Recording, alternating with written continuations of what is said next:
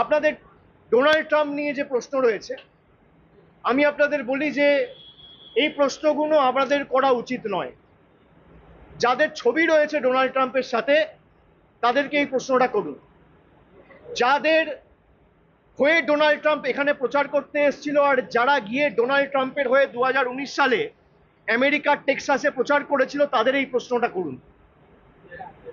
50% tariff ভারতবর্ষের উপর লাগানো হয়েছে। নিশ্চিতভাবে এর একটা ক্ষয়ক্ষতি তো পড়বেই, রপ্তানিতে প্রভাব পড়বে, বিশেষ করে 3টে সেক্টরে, আইটি, ফার্মাসিউটিক্যাল, টেক্সটাইল সংক্রান্ত যে পণ্য, দ্রব্য বা পরিষেবাগুলো রয়েছে তার উপর একটা সার্বিক প্রভাব পড়বে, কর্মসংস্থান কমবে, ভারতের অর্থনৈতিক প্রভাব তো এর উপর পড়বেই।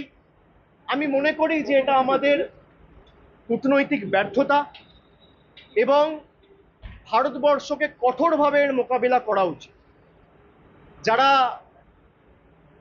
ভারতবর্ষকে ছোট করতে চায়, যারা ভারতবর্ষের উপর চাপ সৃষ্টি করতে চায়, কি কারণে এত ক্ষমতা তাদের হলো হঠাৎ করে? ইলেকশন কমিশনের ক্ষমতা বা ইলেকশন কমিশনের দায়িত্ব তখনই হয় যখন আদর্শ আচরণবিধি ঘোষণা হয়।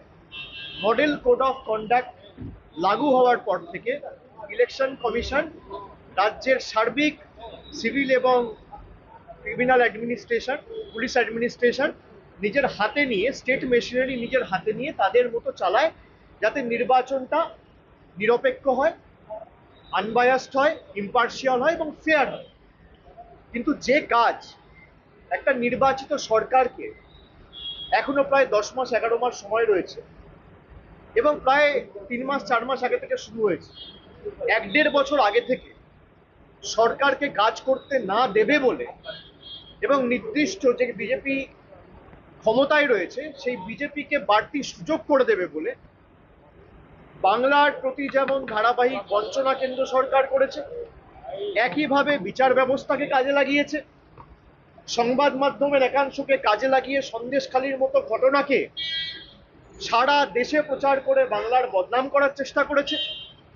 এখন ইলেকশন কমিশনকে কাজে লাগিয়ে যাতে বাংলার প্রকৃত বাঙালিরা, বাংলা ভাষায় যারা কথা বলে, যারা বাংলায় থাকে, তারা ভোটাধিকার প্রয়োগ করতে না পারে, প্রকৃত ভোটার যারা, তাদের ভোটের অধিকার কেড়ে নেওয়ার জন্য ইলেকশন কমিশন নির্লজ্জ ভূমিকায় নেমেছে।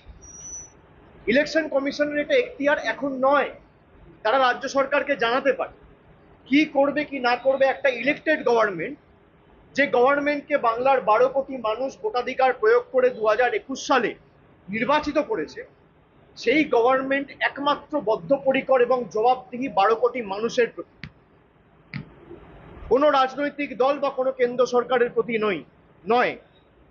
আমরা বিচার ব্যবস্থাকে সম্মান করি, কিন্তু যেভাবে 2021 সাল থেকে আজকে 4 বছরের মধ্যে প্রায় 50টার বেশি সিবিআই তদন্ত কলকাতার হাইকোর্টের বিভিন্ন বেঞ্চ থেকে কেন্দ্রীয় সরকার প্রভাব খাটিয়ে বাংলাকে ছোট করার জন্য এবং তৃণমূল কংগ্রেসকে চাপে রাখার জন্য যেভাবে হেনস্থা করেছে বাংলার মানুষ দেখেছে। এমনকি গত বছর এই সময়ে আরজি কর নিয়ে যেভাবে রাজ্য সরকারকে আক্রমণ করা হয়েছে, যেভাবে বদনাম করা হয়েছে, যেভাবে সারা ভারতবর্ষ জুড়ে দুর্নাম ছড়িয়ে দেওয়া হয়েছে, পরবর্তীকালে সিবিআই তদন্ত ভার গ্রহণ করার পরে যে কাজ কলকাতা পুলিশ 24 ঘন্টায় করেছে, তার বাইরে সিবিআই আজকে 1 বছর হয়ে গেল কিছু করতে পারেনি।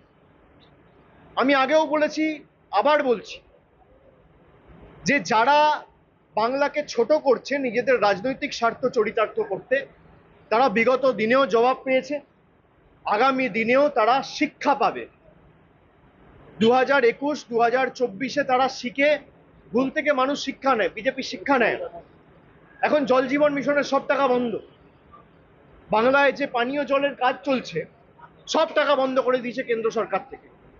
এখন শুধু 100 দিনের টাকা, বাড়ির টাকা, এখানে রাস্তার টাকা বা 100 দিনের টাকা বন্ধ নয়, জিএসটির টাকা বন্ধ নয়, এমনকি জল, যেটাকে আমরা জীবন বলে জানি, জলের আর এক নাম জীবন, মানুষ জল ছাড়া বাঁচবে কোত্থেকে? সেই জলের টাকা বিজেপি সরকার বন্ধ করে দিয়েছে।